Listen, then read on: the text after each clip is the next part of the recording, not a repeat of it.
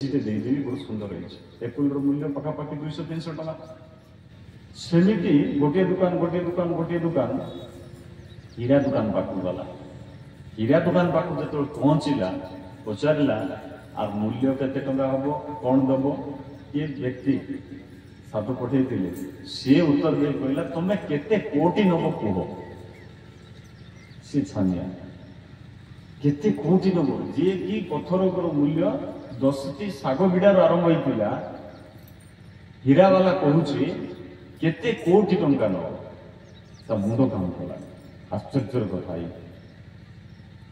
से पत्थर को धरिकी साधु पाखक गला कहला महाराज कि पत्थर गोटे देले आम भाया जी लोक होता बुझीपार ना आम भाया जी लोक होता केते कोटी नबू पचारू पचारू फास्ट से गुरु को बा से साधु को केमती आखिर आक्रमण करनी ये पत्थर हाथ प्रथम चिंता करता से चिंता न करी से गला से साधु पाखक कहला जे प्रभु ये जो पत्थर मूल्य एते टका केमती है कौन आर कथा तो साधु कहले मु संक्षेप आकार कहूँ कथा सब बड़ बड़ कथा कहले बाबू ये जो पत्थर को देखु ये हूँ पारसमणि ये जहाँ को पत्थर लुहा को स्पर्श कले ये सुनार परिणत सी ऋणंत तौर जो टेंट वाला जिते लुहा लगी सब छुई से लुहा को सुना कर दे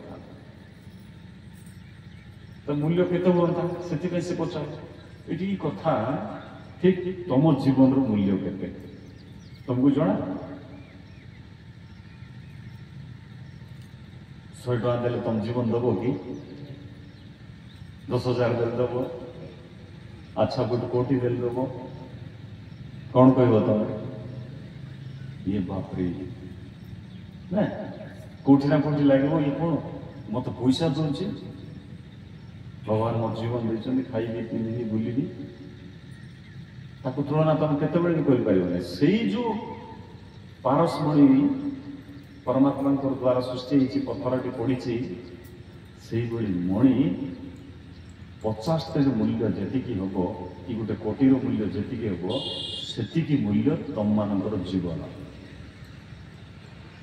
अच्छा तुम मूल्य के बुझीपार ना एत जाए तुम जान न तुम साइकेल कांदुच जड़े छोटिया जिनस तुम जो दुख कर छोटिया छोटिया जिनस अशांति हो तुम निजर मूल्य तुम निजे विचार कर और से मूल्य को मूल्यवान करने केवल गुरु मार्ग दरकार साधना दरकार जहाँकि तुम आवश्यक तुम साधना कौन कर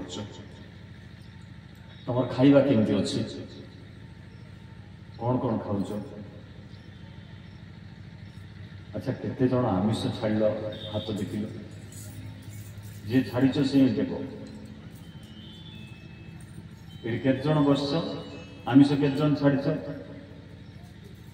बस 10-12 खंड अच्छे फुल होते तो बुझीपार ना किए टेकती नहीं तुम मान टेकत आ बाकी सब किए टेकते नहीं हाथ रखी खाइबार केमती तुम शुद्धता आमिष तापर तुम भितर जो विकार गुड़ी रही चाह के जन छाड़ देख धीरे धीरे कमी कमी आस 2-3 जन को पड़े आसे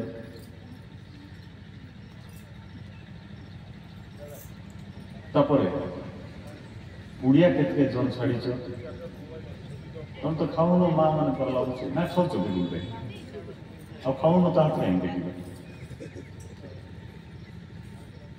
अच्छा ये सब देखो तुम्हें ये पचार कथा कहीं जिते बड़े परमात्मा मार्ग को तुम गल गुरु को जिते बड़े ग्रहण कल तुम भितर कौटी ना कौटी लगिला आपको मत छाड़ार अच्छी आपको मत त्याग करार अच्छे पवित्र जीवन यापन करने पड़ो पुणी एकादशी के जन कर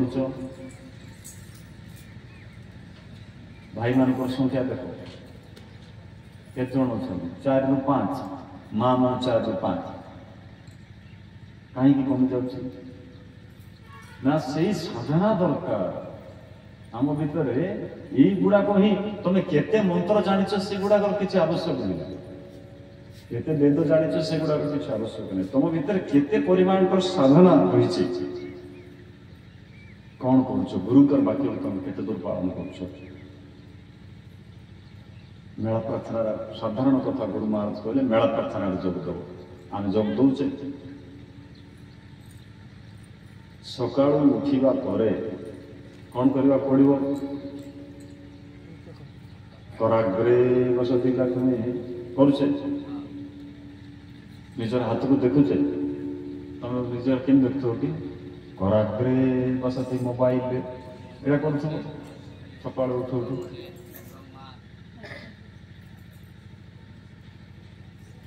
ତ ଏଇ ଯେଉଁ ସକାଳୁ ଉଠୁ ଉଠୁ ଯେଉଁ ସେଜରେ ବସିଛ ସେଇ ସେଜରେ ପରମାତ୍ମାଙ୍କୁ ତମେ ଧନ୍ୟବାଦ ଦିଅ। ପ୍ରଭୁ ଯାହା ସକାଳଟେ ପାଇଲା, ମୁଁ ଆପଣଙ୍କର ଏଇ ଦିବ୍ୟ ସଂସାର ସୁନ୍ଦର ସଂସାରକୁ ପୁଣି ଥରେ ଦେଖିବା ପାଇଁ ସୁଯୋଗ ଦେଇଛନ୍ତି। ରାତିରେ ଶୋଉ ଶୋଉ ମୋର ହାର୍ଟ ଆଟାକ୍ ହେଇନାହିଁ। ରାତିରେ ଶୋଉ ଶୋଉ ମୁଁ ମରିନାହିଁ। ରାତିରେ ଶୋଉ ଶୋଉ ମୋର ନିଶ୍ୱାସ ପ୍ରଶ୍ୱାସ ବନ୍ଦ ହେଇନାହିଁ। ଆପଣ ମୋତେ ଜୀବନ ଦେଇଛନ୍ତି। ଆଉ କାହିଁକି ଜୀବନ ଦେଇଛନ୍ତି? ନା ଦୁଃଖରୁ ମୁକ୍ତି ପାଇଁ, ସେଇ ମହା ଆନନ୍ଦଙ୍କ ସହିତ ସମ୍ପର୍କ ସ୍ଥାପନ ପାଇଁ ମୋତେ ଆପଣ ଜୀବନ ଦେଇଛନ୍ତି। ଚାଲ କର୍ମ କରିବା। ଶୁଦ୍ଧ ସ୍ନାନ ପରେ ସୂର୍ଯ୍ୟଙ୍କୁ ଅର୍ଘ୍ୟ ଦେବା, ତୁଳସୀଙ୍କୁ ମା ବୃନ୍ଦାବତୀଙ୍କୁ କିଛି ଜଳ ଦେବା, ଚୈତନ୍ୟ ଚିତା ଶିଖା ଏସବୁ ଆମର ଆବଶ୍ୟକ। ମଥାରେ ଲଗାଉଛୁ ଆମେ ପିଲା। କିନ୍ତୁ କାଲି ମୋତେ ଭଲ ଲାଗିଥିଲା ଟିକେ।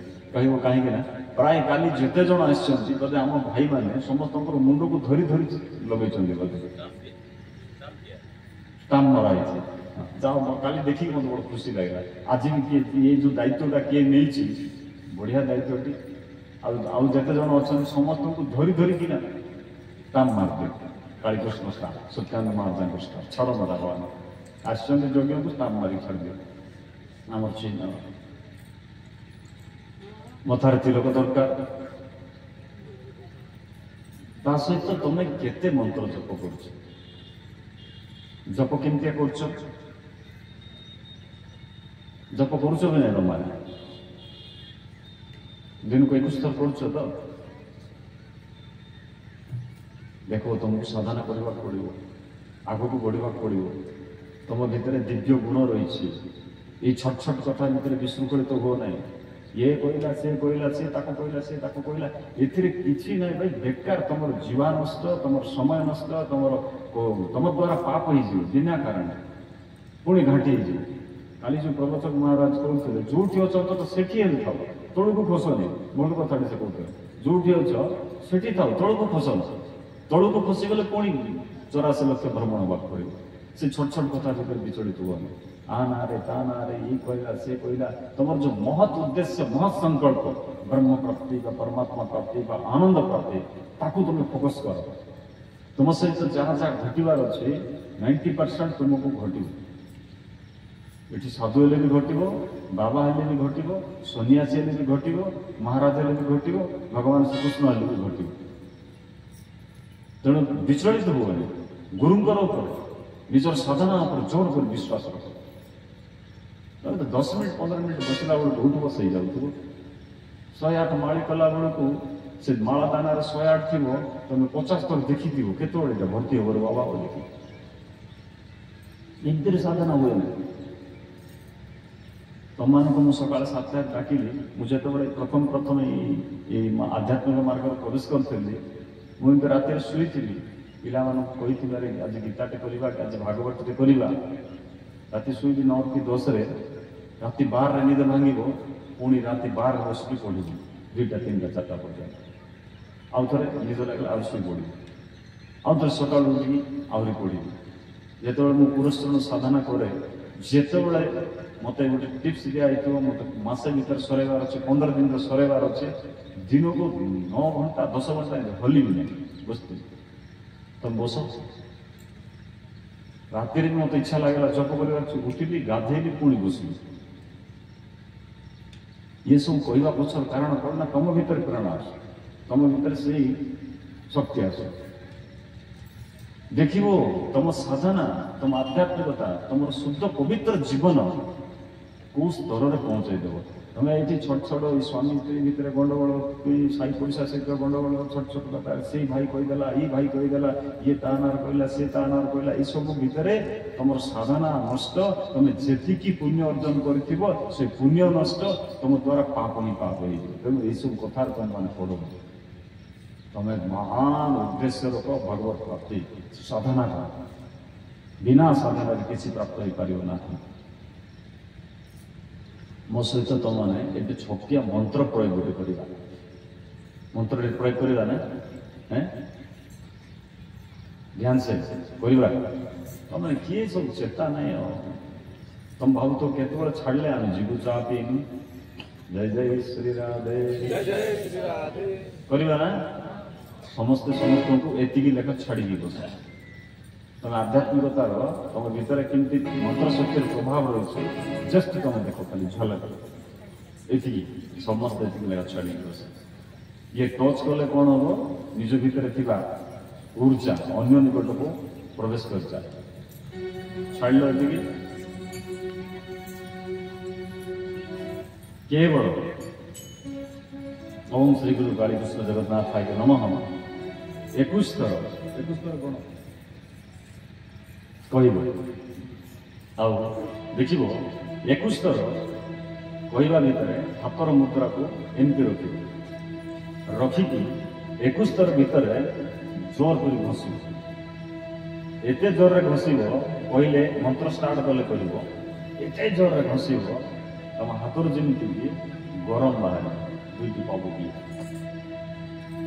तापर कौन हम मु तुम देखी मंत्र शक्ति प्रयोग आम भितर थिबा ऊर्जार प्रयोग जहाँ तुम जापर लुप्त आकार होता आध्यात्मिक शक्तिर प्रयोग स्टार्ट कर 21 थर गण किए गण तुम गण कहवा मंत्र कहवा पर जर्जर ओम श्री गुरु काली कृष्ण जगन्नाथाय नमः तुम जेते बड़ अच्छी लगाओ ओम श्री गुरु जोर जोर श्री गुरु काली कृष्ण जगन्नाथाय नमः ओम श्री गुरु काली कृष्ण जगन्नाथाय नमः ओम श्री गुरु काली कृष्ण जगन्नाथाय नमः सब आंगुठी को लगे खाओ सब आंगुठी सहित घोषी ओम श्री गुरु काली कृष्ण जगन्नाथाय नमः ओम श्री गुरु काली कृष्ण जगन्नाथाय नमः ओम श्री गुरु काली कृष्ण जगन्नाथाय नमः ओम श्री गुरु काली कृष्ण जगन्नाथाय नमः ओम श्री गुरु काली कृष्ण जगन्नाथाय नमः ओम श्री गुरु काली कृष्ण जगन्नाथाय नमः ओम श्री गुरु काली कृष्ण जगन्नाथाय नमः ओम श्री गुरु काली कृष्ण जगन्नाथाय नमः ओम श्री गुरु काली कृष्ण जगन्नाथाय नमः ओम श्री गुरु काली कृष्ण जगन्नाथाय नमः ओम श्री गुरु काली कृष्ण जगन्नाथाय नमः ओम श्री गुरु काली कृष्ण जगन्नाथाय नमः ओम श्री गुरु काली कृष्ण जगन्नाथाय नमः बस रखो हाथ को रखो मत देखो हाथ को एति मेला करो जस्ट एति तुम हाथ को ध्यान दो तुम हाथ को ध्यान दो फोकस करो कौन अनुभव हो देखो तुम हाथ आड़ को निश्चित भाव में टाणी हो अनुभव कर तुम हाथ दुईटी हाथ टाणी होबार अनुभव कर देखो एपट गोटे ऊर्जा सेपट गोटे ऊर्जा एति डिस्टेंस रख देख अनुभव कर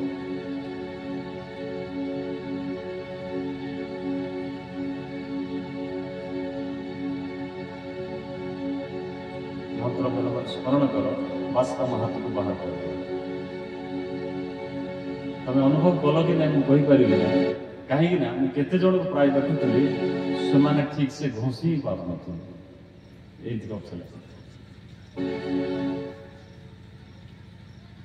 हाथ को हाथ आकर्षण कला भाई लगी लगे तुम मान झिकीला भाई लगे झिकीला भाई लगे ना क्या लगे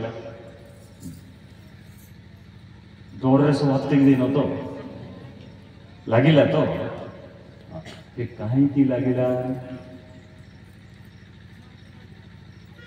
तुम भितर से ऊर्जा अच्छी से आध्यात्मिक ऊर्जा अच्छी ये गोटे केवल 2-3 मिनिट प्रयोग ସେମିତି ଯଦି ଆଧ୍ୟାତ୍ମିକତାକୁ ପ୍ରବେଶ କରିବ, ପରମାତ୍ମା ଏତେ ଉର୍ଜା ଦେଇକି ଭର୍ତ୍ତି କରି ରଖିଛନ୍ତି, ଗୋଟେ ସାଙ୍ଗରେ ତମେ ଯେତିକି ବସିଛ ଇଏ କହିବା କଥା ନାହିଁ, ମୁଁ ଏଠି 3ଟା ଫୁଙ୍କ ମାରିଲେ ତମ ସବୁ ପଡ଼ିବ ଏଠି ମଞ୍ଚ ଉପରେ। ମୁଁ କେବଳ 3ଟା ଫୁଙ୍କ ମାରିଲେ ସେଠି ତମେ ଅଚେତ ହେଇଯିବ। ଏଇଟା ପ୍ରୟୋଗ କରିବି ନାହିଁ, ମୁଁ ଖାଲି ଅଚେତ ହେଇକି ସରିଲା କଥା। କାରଣ କ'ଣ ନା ସେଇ ଉର୍ଜା ଆମ ଭିତରେ ପରମାତ୍ମା ଦେଇକି ରହିଛନ୍ତି। ତୁମର କେବଳ ଏକମାତ୍ର ଉଦ୍ଦେଶ୍ୟ ଆନନ୍ଦ ପ୍ରାପ୍ତ କରିବା ପାଇଁ,